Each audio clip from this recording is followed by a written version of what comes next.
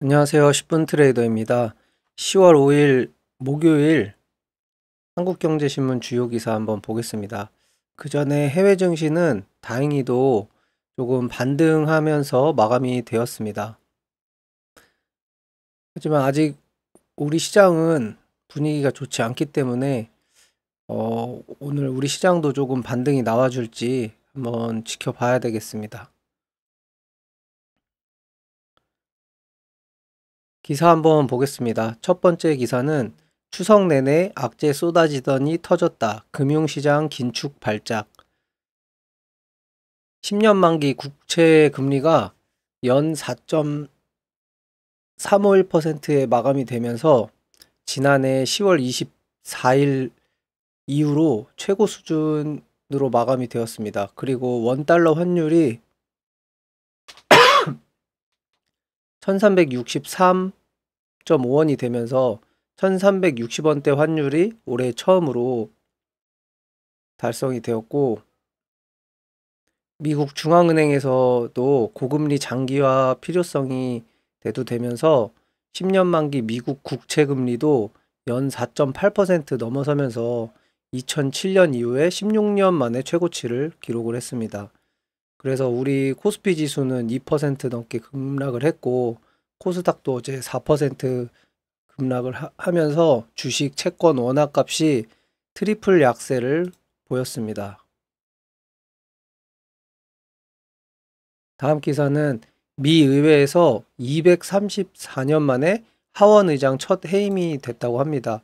그래서 미국 의회 역사상 처음 있는 일이라고 하고, 이 차기 하원 의장 선출이 늦어지면은 내년도에 예산안을 제때 처리하지 못할 수도 있어서 이 연방정부 셧다운이 또 다시 현실화할 수 있다는 우려가 나오고 있습니다.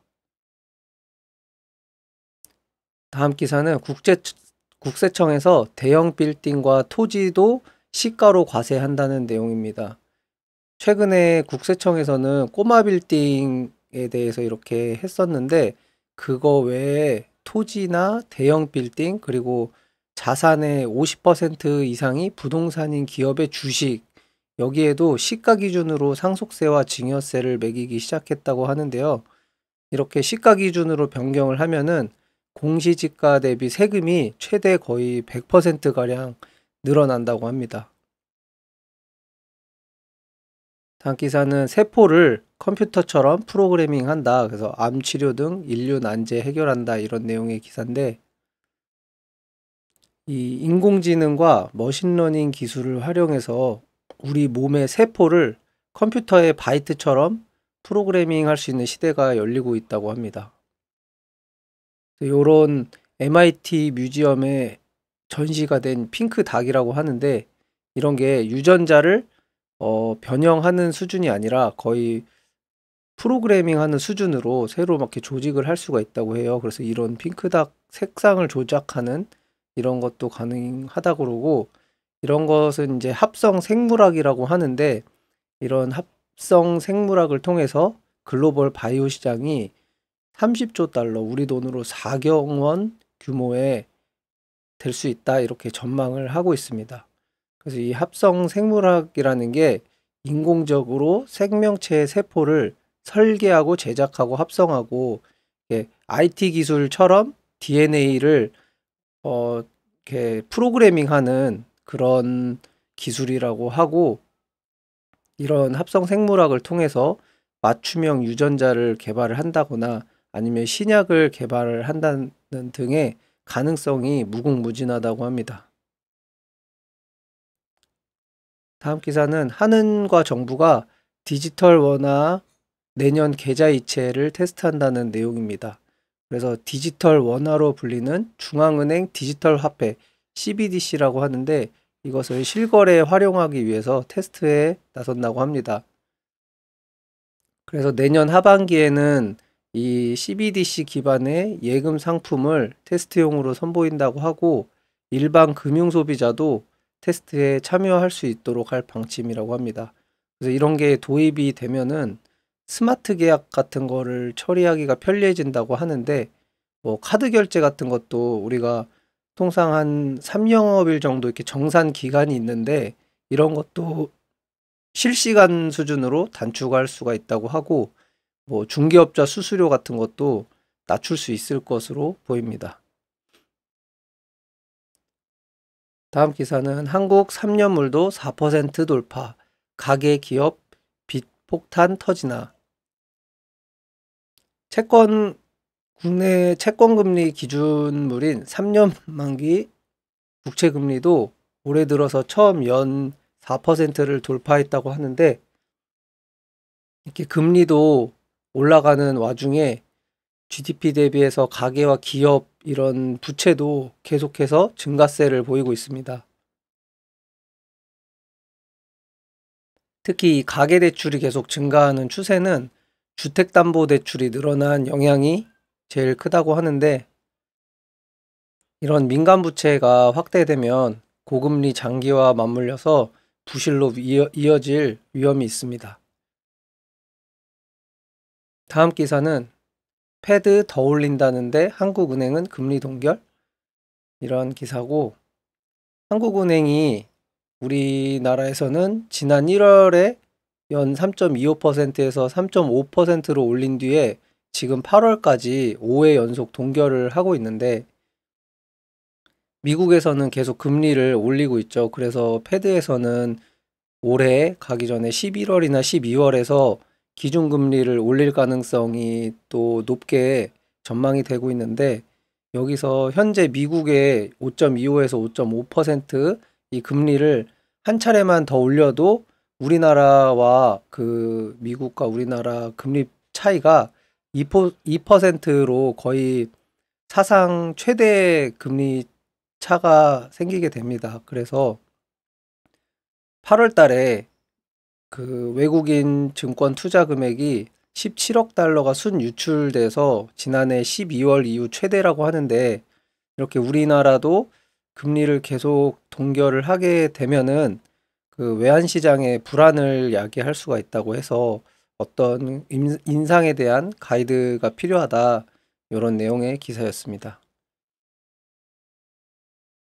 다음 기사는 미국선 펜타곤이 바이오 파운드리 육성, 한국 걸음마 수준이라는 기사고 이 바이오 파운드리라는 것을 미국에서 엄청 개발을 하고 있다고 하는데 반도체를 대량으로 이렇게 생산하듯이 바이오 쪽에서 미생물을 공장처럼 사용하는 개념이라고 합니다. 그래서 이런 합성 아까 말씀드린 합성 생물학에서 인공지능을 적용해서 바이오 연구 개발 속도를 획기적으로 높이기 위해서는 이런 플랫폼이 필요한 것이고 그래서 미국에서는 긴코바이오웍스라는 기업에서 세계 최대 수준의 민간 바이오 파운드리를 구축했다고 하고 영국에서도 세계 최초로 국가 합성 생물학 로드맵을 수립하고 정부 주도로 2012년 이후에 7개의 합성 생물학 센터와 3개의 바이오 파운드리를 구축했다고 합니다. 그래서 한국 정부는 아직 세계 수준과 격차가 많이 크다는 지적의 기사였습니다. 다음 기사는 슈퍼컴 시대 전력량 폭증, 초저전력 반도체 개발이 명운 가를 것이라는 기사고 이 엔비디아의 GPU 시장 점유율이 거의 90%에 육박한다고 합니다. 그래서 오픈 AI에서 내놓은 그 초거대 언어 모델인 GPT-4에서도 엔비디아 GPU인 A100이라는 칩이 만여 개가 사용이 됐다고 하는데 그래 테슬라에서는 이렇게 엔비디아가 독점하는 것을 우려해서 자체적으로 칩을 설계해서 슈퍼컴퓨터 그 도조라는 것에 사용을 했다고 합니다. 그럼에도 이 엔비디아에 대한 의존도는 계속 있다고 하고 또 슈퍼컴퓨터 경쟁력에서도 엔비디아가 계속 강화를 하고 있는데 이런 테슬라에서 개발한 도조에 앞선 그 고성능 AI 처리를 위해서 DGX GH200이라는 슈퍼컴퓨터를 공개를 했다고 하는데 이 슈퍼컴퓨터를 구성하기 위해서 광섬유 케이블 길이가 240km라고 하고 60mm 규격 냉각팬이 2112개가 달려있다고 합니다. 또 무게가 18.1톤으로 코끼리 4마리와 맞먹는다고 하는데 이런 저도 기사를 통해서 이렇게 슈퍼컴퓨터라는 거의 규모가 이렇게까지 큰 것인지 잘 몰랐는데, 이런 슈퍼컴퓨터가 이제 AI가 도입되고 하면서 많이 사용이 되는 추세라고 하고, 이런 슈퍼컴퓨터 시장 규모가 2032년에는 거의 뭐 우리 돈으로 31조 원 이상으로 달할 전망이라고 합니다. 그래서 현재는 이런 빅테크 기업이 모두 엔비디아 칩을 사용 중인 상태라고 합니다. 다음 기사는 미세화 경쟁 한계, 완전히 새로운 칩 필요라는 기사고, 반도체를 미세화하는 데는 이제 경쟁이 한계가 와서 그 차세대 반도체 기술로는 칩의 온도를 낮추고 전력량을 적게 쓰는 초저온, 저전력 반도체에 달려 있다고 하는 기사입니다. 요즘에는 그 데이터 센터에 워낙 전력이 많이 필요하기 때문에 한 대기업의 데이터 센터 1년 투입되는 전력량이 웬만한 개발도상국의 1년 전체 사용량을 뛰어넘기도 한다고 하네요. 그리고 또 육아 근로시간 단축 제도가 현행은 8세까지 쓸 수 있는데 이제 아이 12세까지 쓸 수 있게 된다는 내용의 기사가 또 있었습니다.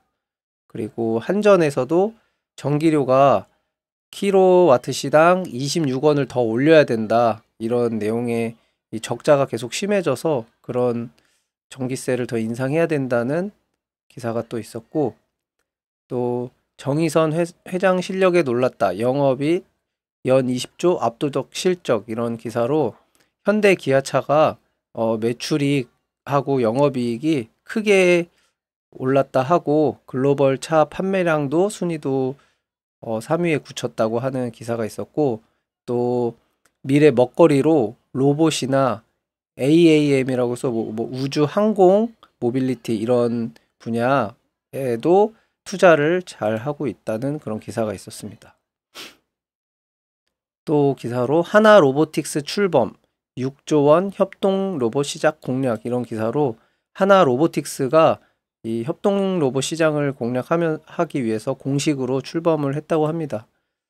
그거에 맞물려서 오늘 또 두산 로보틱스 상장이 있는 날이거든요. 그래서 시장 분위기가 좋지 않은 상태에서 이 오늘 두산 로보틱스의 상장이 어떻게 시장 분위기를 이끌어 갈지, 또 그런 것들이 오늘 또 잘 지켜봐야 될 요소이지 않나 싶습니다. 그리고 디램 값이 하락 6개월 만에 멈춰서 업계에서는 올 4분기에 반등하는 방향으로 예측을 하고 있다고 합니다. 그래서 이렇게 10월 5일 목요일 한국경제신문 주요 기사 한번 같이 살펴봤고, 지금 시장의 분위기가 많이 좋지는 않지만 아마 스윙이나 이런 투자를 하시는 분들에게는 좀 힘든 시간이 되지 않을까 싶은데요. 단타를 하시는 분들은 또 잘 대응하고 하면 수익을 낼 수 있는 그런 이점이, 하락장에서도 수익은 낼 수 있는 이점이 있기 때문에 오늘 하루 잘 매매하셔가지고 좋은 결과로 마무리하셨으면 좋겠습니다. 그럼 오늘도 영상 봐주셔서 감사합니다.